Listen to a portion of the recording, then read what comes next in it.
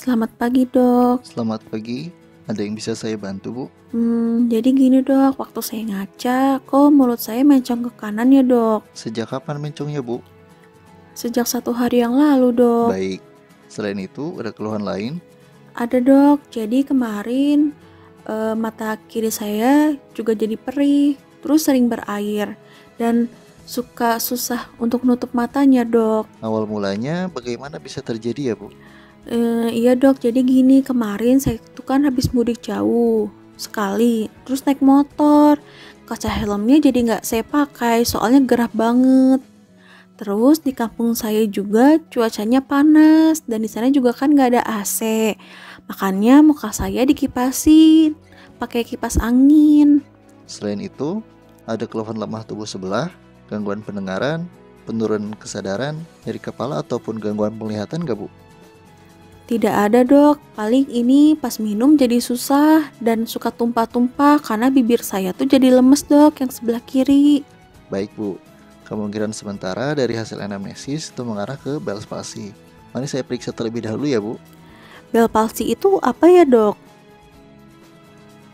Definisi.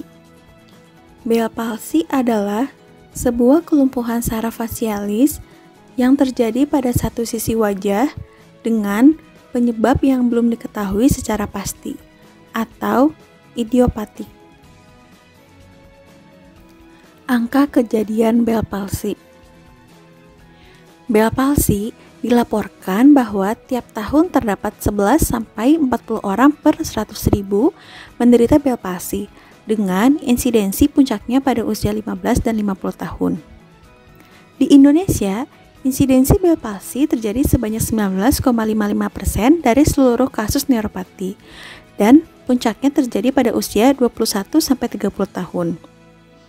Bell palsy bisa mengenai laki-laki dan wanita dengan perbandingan yang sama. Penyakit ini dapat terjadi pada semua umur dan setiap saat. Tidak didapatkan perbedaan insidensi antara iklim panas maupun dingin. Meskipun begitu, pada beberapa penderita didapatkan riwayat terkena udara dingin, baik kendaraan dengan jendela terbuka, tidur di lantai, atau begadang sebelum menderita Bell palsy. Tanda dan gejala. Gejala Bell palsy dapat bervariasi pada setiap orang dan dapat bersifat ringan hingga berat dan muncul secara tiba-tiba serta berlangsung dalam 2 minggu hingga 6 bulan. Dan biasanya tidak permanen. Pada kasus yang terjadi, kelumpuhan dapat terjadi di kedua sisi wajah. Kelumpuhan wajah pada Bell palsy akan tampak seperti perubahan bentuk wajah, salah satu sisi wajah tampak melorot yang terjadi mendadak, sulit untuk tersenyum, dan sulit untuk menutup mata. Selain perubahan bentuk wajah, gejala lain juga dapat dirasakan oleh penderita, yaitu rasa nyeri di sekitar rahang dan belakang telinga pada sisi yang mengalami kelumpuhan, sakit kepala, penurunan kemampuan pengecap rasa, mata kering, otot wajah berkedut, air liur yang menetes, telinga berdenging atau tinnitus, dan sensitif terhadap suara. Klasifikasi atau derajat. Bell palsy diklasifikasikan sebagai berikut. Grade 1. Pasien masih menunjukkan ciri-ciri fungsi otot wajah yang normal. Grade 2. Terdapat gejala disfungsi ringan seperti sedikit gerakan wajah tanpa disadari dan sedikit kelemahan di satu sisi wajah. Grade 3. Terdapat gangguan fungsi sedang, yaitu gangguan fungsi otot, wajah terlihat jelas. Grade 4, terdapat gangguan fungsi sedang parah, yaitu asimetris atau kelemahan yang tampak jelas. Grade 5, terdapat gangguan fungsi parah dengan gejala berupa gerakan yang dapat dilakukan sangat minim. Grade 6, sudah mengalami lumpuh total atau sama sekali tidak dapat digerakkan. Etiologi. Penyebab Bell palsy belum diketahui secara pasti. Namun, pada beberapa kasus yang ditemukan, dugaan penyebab paling banyak adalah infeksi virus, yaitu HSV tipe 1 atau herpes simplex virus dan reaktivasi herpes zoster dari ganglia saraf otak.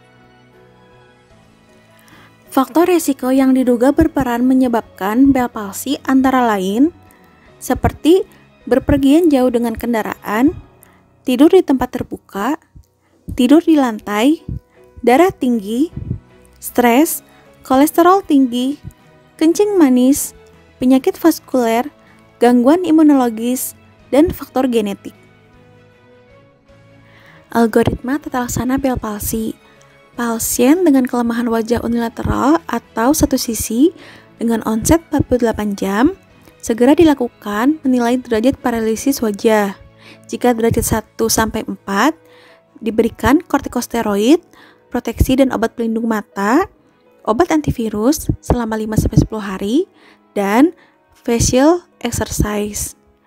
Kemudian dilakukan evaluasi selama 2-4 minggu dan dilakukan pemeriksaan fungsi nervus facialis. Jika tidak ada perbaikan dan atau terjadi kekambuhan atau sudah terjadi komplikasi, segera rujuk pasien. Dan jika derajat 5-6 harus segera dirujuk ke rumah sakit.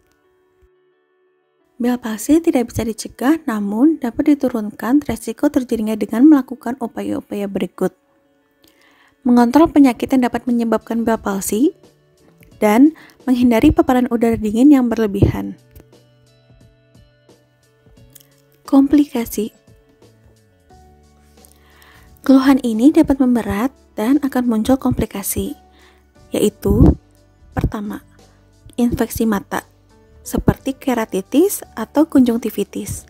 Kedua, air mata buaya, atau air mata keluar saat makan karena salah regenerasi jaringan gustatori yang ditunjukkan untuk kelenjar ludah.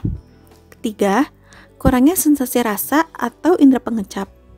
Keempat, sinkinesis atau ketidakmampuan otot-otot untuk digerakkan satu persatu atau tersendiri, sehingga selalu timbul berbarengan. Kelima, kelumpuhan yang menetap pada satu sisi wajah. Prognosis. Kesembuhan penyakit ini dapat sembuh dengan waktu penyembuhan bervariasi, antara beberapa minggu sampai 12 bulan. Umumnya, 71% kasus yang tidak diobati, Bell palsy sembuh sempurna tanpa pengobatan, dan 30% akan mengalami degenerasi aksonal yang mendasari kelemahan menetap, sinkinesis, atau kontraktur. Terima kasih banyak dokter, jadi saya sudah paham tentang penyakit saya, jadi saya bisa sembuh ya dok? Penyakit ini bisa sembuh, Bu. Kan tetapi membutuhkan waktu, jadi Ibu harus menjalankan fisioterapinya juga agar cepat membaik. Baik dokter, terima kasih dok.